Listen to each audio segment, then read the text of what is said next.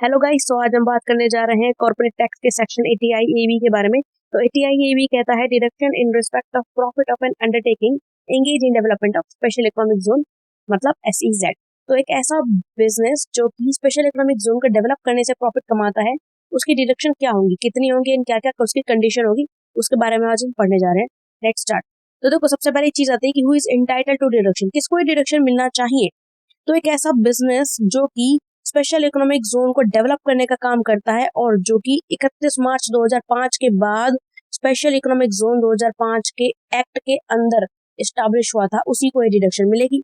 I repeat, एक ऐसा business जो कि स्पेशल इकोनॉमिक जोन 2005 एक्ट के अंदर रजिस्टर्ड है और 31 मार्च 2005 के बाद सेटअप हुआ था, उसी को ये डिडक्शन मिलेगी।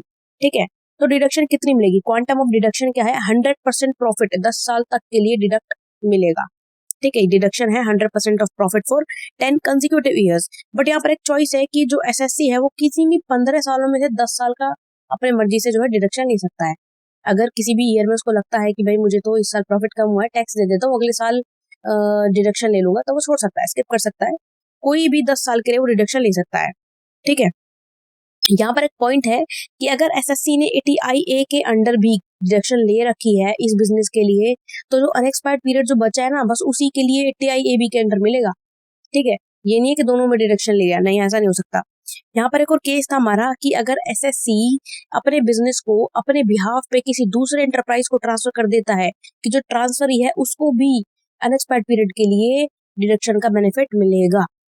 ठीक है, तो अब हम एक और स्पेशल केस पे चलते हैं कि अगर जो बिजनेस है वो अमेलगमेट हो जाता है या डिमर्जर हो जाता है उसका, तो क्या होगा।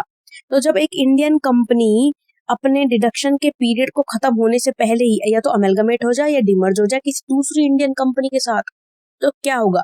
सबसे पहली चीज, उसको कोई डिडक्शन नहीं मिलेगी उस साल के लिए जब वो अमेलगमेशन हुई है उसका या तो फिर डिमर्जर हुआ है। ठीक है, आई रिपीट, जिस साल में अमेलगमेशन या डिमर्जर हुआ है उस साल के लिए कोई डिडक्शन नहीं मिलेगा, बट बाकी जो भी साल बचे हैं डिडक्शन के, उसके लिए डिडक्शन मिलेगा अपनी जो अमेलगमेटेड कंपनी है या जो रिजल्टिंग कंपनी है। ठीक है, एक एग्जांपल लेते हैं यहाँ पे कि अगर सपोज सिर्फ और सिर्फ 2 साल का ही डिडक्शन लिया था 10 में से और 8 साल अभी बच रहे थे और अमेलगमेशन हो गया।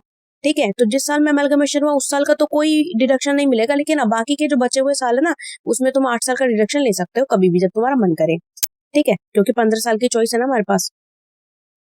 तो हम नेक्स्ट टॉपिक पे पढ़ते हैं, computation of income for deduction की इनकम को कैसे कैलकुलेट करेंगे हम डिडक्शन के लिए। तो यहाँ पे 3 केसेस है। तो फर्स्ट केस को पढ़ते हैं हम कि जो प्रॉफिट होगा ना बिजनेस का, उसको हम इस तरीके से कैलकुलेट करेंगे कि ये जो बिजनेस है ना, ये ओनली सोर्स ऑफ इनकम है डिडक्शन वाले ईयर में।